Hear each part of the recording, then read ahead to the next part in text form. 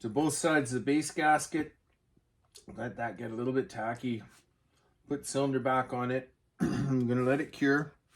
I'm not in a hurry. I'd rather have this seal up and be good.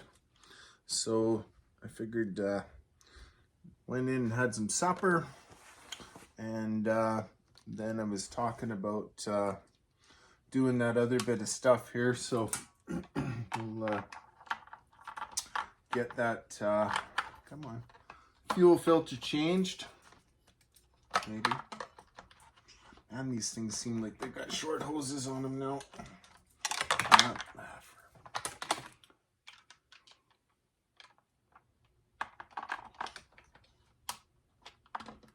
Yeah, so switch that over. If I have to keep fighting with this, I'm gonna have to pause it. There we go. Okay, so most of the time, just wire with a hook on it.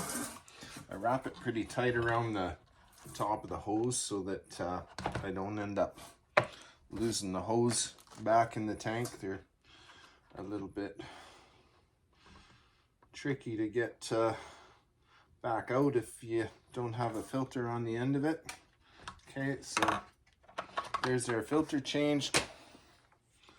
Put the cap back in and make sure that we hook up the retainer. Hook up the retainer in there.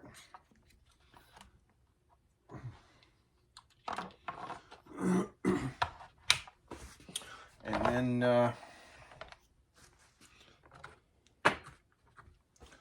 get that carb set up.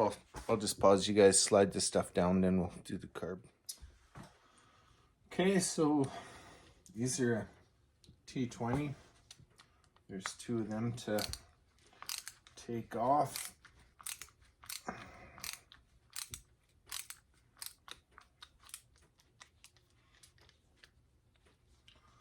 These somewhere where I'm not gonna lose them. I set my glasses out so I'd be ready. Then I didn't notice them and I sat on them, so I found them. Some of this stuff is pretty fiddly.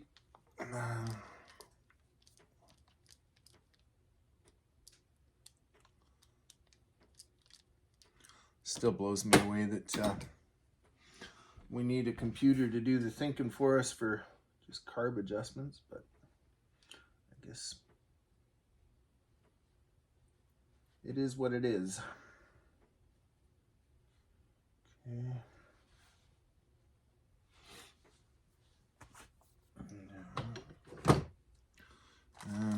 Let's see, so I opened this stuff just to try and speed it up a little bit here for us.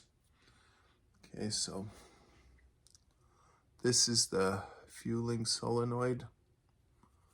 It's kind of computer actuated or controlled. So basically that little nozzle is what takes place of your jet.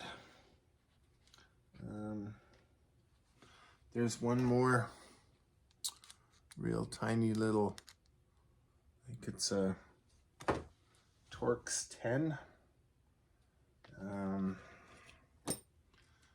For that other little steel retainer that holds that in position. So let's see here, yeah, the T10. Nope. Okay. I tried doing one of these on a 261, I think, with it on the saw, and it was really a frustrating ordeal, so I decided that it's a lot easier just to take it off and do it without it being in the saw. Okay. And hopefully you can see how that thing is being retained in there. It's only on the one side. So we just have to spread that a little bit. This is where it may have been easier to have done that part of it while the fueling solenoid was still in position here, because then all you'd have to do is gently pull on it. I might need I think I gotta get a smaller screwdriver to get that out. I'm just gonna pause you guys here.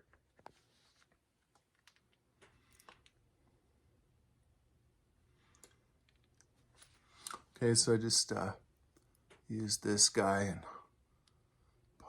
pried that gently, and then once it opens, you're all set. Seen different opinions about rubbing some silicone or something around these little O-rings. Seems like a good idea.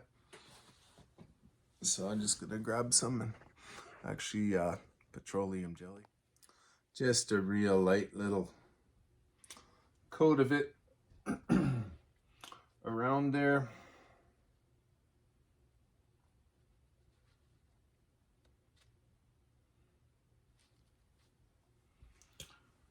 Okay.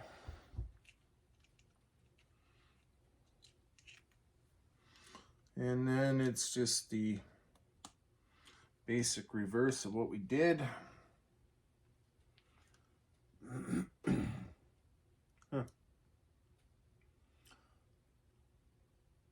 Looks like this is a updated part number, the different part number on the replacement, but I guess that's kind of one of the things I've really found is just having a good parts guy.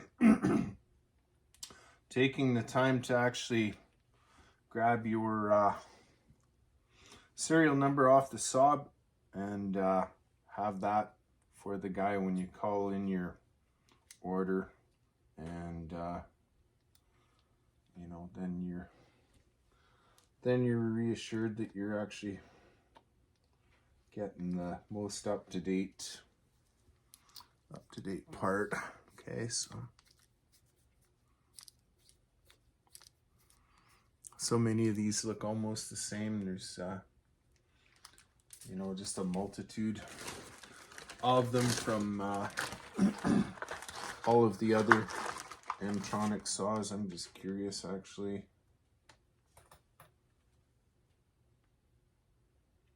Yeah, it's quite a bit different number for the I think that was for 261 that I did the other day.